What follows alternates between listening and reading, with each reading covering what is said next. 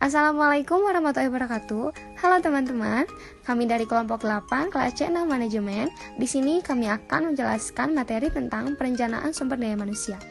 Saya Silvi Fitri Utami dengan nomor pokok mahasiswa 10120157. Nama saya Aprila Supriyani dengan nomor pokok mahasiswa 10120183. Saya Heru Albiansah, NPM 10120167. Saya Lutfi Fitriah dengan nomor pokok mahasiswa 101201551. Maka nama saya Lisma Laila Hapsi, saya dari kelas C6 Manajemen dengan nomor pokok mahasiswa 101201521. Pengertian perencanaan sumber daya manusia merupakan fungsi utama yang harus dilaksanakan dalam organisasi guna menjamin tersedianya tenaga kerja yang tepat untuk menduduki berbagai posisi, jabatan, dan pekerjaan yang tepat pada waktu yang tepat. Kesemuanya itu dalam rangka mencapai tujuan dan berbagai sasaran yang telah dan akan ditetapkan. Perencanaan sumber daya manusia bermanfaat bagi perusahaan dalam berbagai hal, yaitu yang pertama, membantu manajer mengantisipasi kebutuhan tenaga kerja dengan berbagai kualifikasi di kemudian hari. Yang kedua, manajer bisa bekerja secara proaktif dalam menemukan kandidat yang sesuai.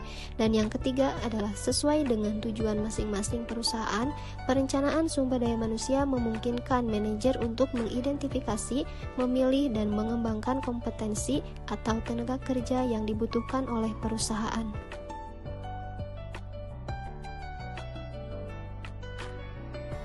Persediaan tenaga kerja saat ini. Langkah paling awal yang bisa dilakukan dalam memulai perencanaan SDM yaitu menilai ketersediaan sumber daya manusia yang ada di perusahaan.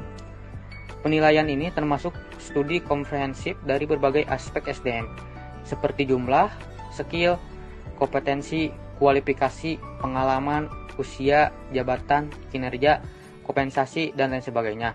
Dan kedua, kebutuhan SDM di masa mendatang. Langkah selanjutnya dari perencanaan SDM yaitu menganalisa kebutuhan tenaga kerja di masa mendatang. Dalam langkah hal ini, berbagai variabel HR seperti pengurangan SDM, lowongan yang akan dibuka, promosi jabatan, mutasi karyawan, dan lain sebagainya perlu dimasukkan ke dalam pertimbangan. Dan yang ketiga, perkiraan permintaan SDM. Kemudian, HR bisa mencocokkan tenaga kerja yang ada saat ini dengan perkiraan kebutuhan tenaga kerja di kemudian hari dan membuat demand forecast atau perkiraan permintaan. Dalam langkah ini, penting juga untuk mengetahui strategi dan objektif bisnis jangka panjang agar perkiraan permintaan bisa sesuai untuk memenuhi kebutuhan perusahaan. Dan yang keempat, strategi dan implementasi pencarian SDM. Setelah mengetahui kekurangan yang dibutuhkan dari evaluasi supply dan demand SDM, HR bisa mengembangkan strategi berdasarkan perkiraan permintaan SDM yang sudah dibuat. Strategi yang dibuat tentunya harus bisa memberikan solusi bagi kekurangan masalah SDM di perusahaan.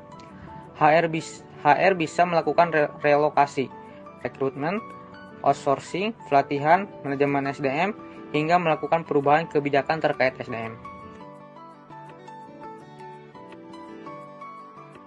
Di sini ada faktor yang perlu dipertimbangkan dalam perencanaan SDM. Yang pertama ada pertumbuhan atau growth. Beda perusahaan, beda juga tingkat pertumbuhannya. Dalam melakukan perencanaan SDM, penting juga bagi para HRD untuk mempertimbangkan faktor pertumbuhan finansial dan kebutuhan perusahaan. Apakah perusahaan memiliki budget atau perusahaan akan melakukan ekspansi dan membutuhkan banyak SDM? Yang kedua ada perubahan atau change. Perubahan bisa terjadi kapanpun. Ketika perusahaan sedang mengalami perubahan, usahakan agar HR memiliki fleksibilitas agar bisa memenuhi kebutuhan perusahaan dengan lebih baik. Yang ketiga ada teknologi.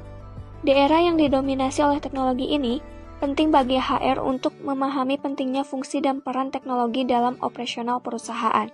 Jika diperlukan, HR juga bisa merencanakan pelatihan untuk karyawan mempelajari fitur ataupun perangkat yang digunakan dalam perusahaan.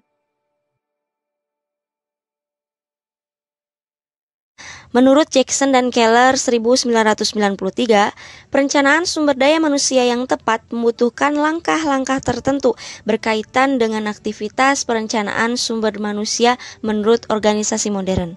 Langkah-langkah tersebut meliputi Untuk yang pertama, pengumpulan dan analisis data untuk meramalkan permintaan maupun persediaan sumber daya manusia yang diekspektasikan bagi perencanaan bisnis masa depan. Nah, untuk yang kedua, mengembangkan tujuan perencanaan sumber daya manusia. Yang ketiga, merancang dan mengimplementasikan program-program yang dapat memudahkan organisasi untuk pencapaian tujuan perencanaan sumber daya manusia. Yang keempat, mengawasi dan mengevaluasi program-program yang berjalan. Nah, dari keempat tahapan tersebut dapat diimplementasikan pada pencapaian tujuan jangka pendek kurang dari 1 tahun, menengah 2-3 tahun, maupun jangka panjang lebih dari 3 tahun.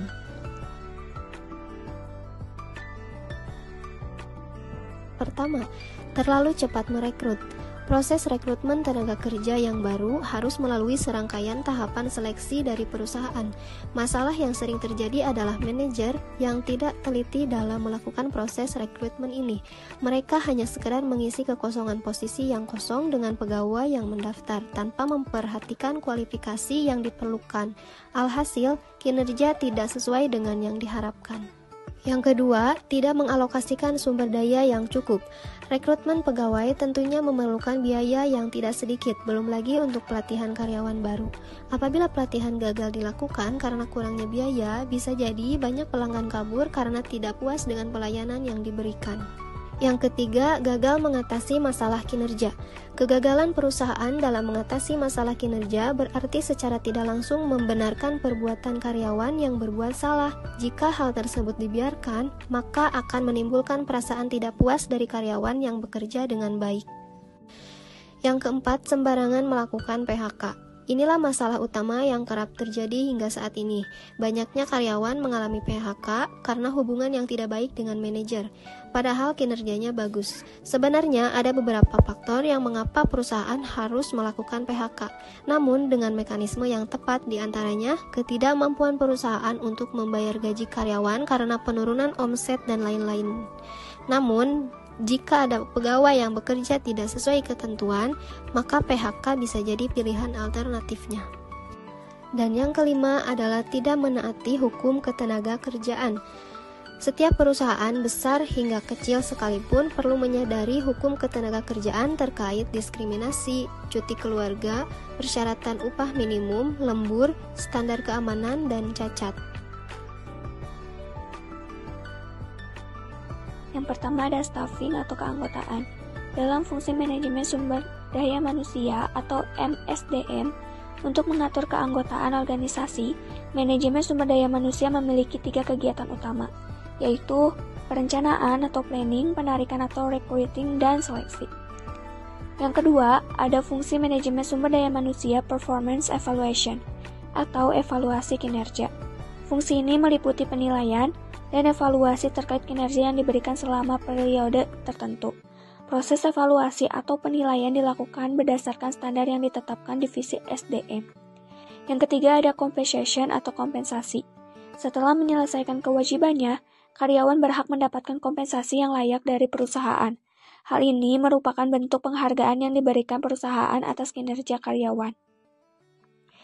Yang keempat ada training and development atau pelatihan dan pengembangan. Karena berkaitan dengan SDM yang berkualitas, maka fungsi manajemen sumber daya manusia atau MSDM adalah melakukan pelatihan dan pengembangan tenaga kerja. Divisi HR bersama dengan pihak manajer bertugas menyusun dan membuat program-program pelatihan bagi karyawan. Pelatihan ini bahkan sudah diatur dalam undang-undang pada tahun 2003. Yang kelima ada fungsi manajemen sumber daya manusia, employee relation atau hubungan karyawan. Divisi HR bertanggung jawab untuk menjaga hubungan karyawan untuk menghindari praktek yang tidak sehat seperti mogok kerja. Fungsi ini memastikan apakah karyawan diperlakukan secara baik untuk mengatasi keluhan yang ada. Yang keenam, ada personal research. Dalam rangka meningkatkan efektivitas perusahaan, HR juga melakukan analisa terhadap masalah individu dan perusahaan, kemudian membuat perubahan yang sesuai. Disinilah fungsi manajemen sumber daya manusia sebagai pencari solusi dari masalah yang terjadi atau personal research. Yang ketujuh ada safety and health, keselamatan dan kesehatan pekerja. Sebuah manajemen SDM wajib memperhatikan keselamatan pekerjanya melalui program yang dijalankan. Hal ini dilaksanakan untuk meminimalisir kejadian yang tidak diharapkan dan menciptakan suasana aman dan keselamatan di lingkungan kerja. Kesimpulan yang dapat kita ambil yaitu perencanaan sumber daya manusia merupakan fungsi utama yang harus dilaksanakan dalam organisasi, guna menjamin tersedianya tenaga kerja yang tepat untuk menduduki berbagai posisi, jabatan, dan pekerjaan yang tepat pada waktu yang tepat. Kesemuanya itu dalam rangka mencapai tujuan dan berbagai sasaran yang telah ditetapkan. Perencanaan sumber daya manusia merupakan serangkaian kegiatan yang dilakukan untuk mengantisipasi permintaan bisnis dan lingkungan pada organisasi di waktu yang akan datang, untuk memenuhi kebutuhan tenaga kerja yang ditimbulkan oleh kondisi tersebut. Perencanaan sumber daya manusia perlu bagi suatu organisasi, supaya organisasi tidak mengalami hambatan bidang sumber daya manusia dalam mencapai tujuannya, dalam rangka menghadapi dampak perkembangan yang selalu berubah-ubah. Namun demikian, perencanaan sumber daya manusia dalam suatu organisasi tidaklah bersifat statis, karena arus perkembangan ilmu, pengetahuan, teknologi, kebutuhan, lingkungan selalu berubah-ubah. Maka, perencanaan sumber daya manusia harus dapat mengakomodasi setiap gerak perubahan tersebut. Bila organisasi yang bersangkutan tidak mau ketinggalan, oleh sebab itu, perencanaan sumber daya manusia harus mengikuti perkembangan dan tuntutan perusahaan yang selalu berubah. Sekian materi yang dapat kami sampaikan. Mohon maaf apabila ada kesalahan dan kekurangan. Terima kasih. Wassalamualaikum warahmatullahi wabarakatuh.